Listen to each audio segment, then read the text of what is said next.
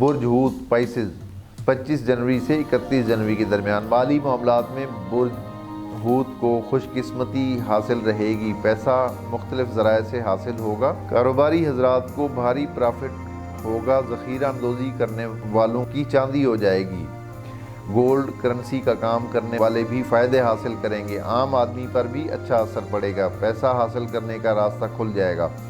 بڑی صنعت سے تعلق رکھنے والوں کو بھاری پرافٹ ہوگا، ملازم پیشہ افراد کو آسانی رہے گی، نوکری تلاش کرنے والوں کو نوکری ملے گی، اکثر افراد کی ترقی ہوگی،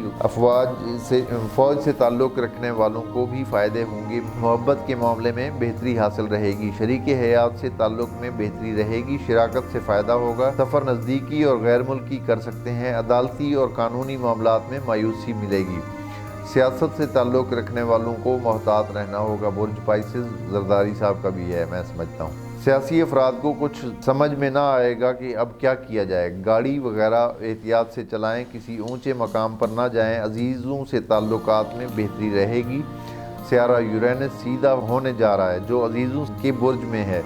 برج میں الٹا چل رہا تھا، عزیز رشتہ داروں اور قریبی رشتہ داروں کے گھر میں الٹا چل رہا تھا، اب وہ سیدھا ہونے جا رہا ہے، طالب علم افراد کا دل تفریح کی طرف لگا رہے گا، ذاتی صحت کا سیارہ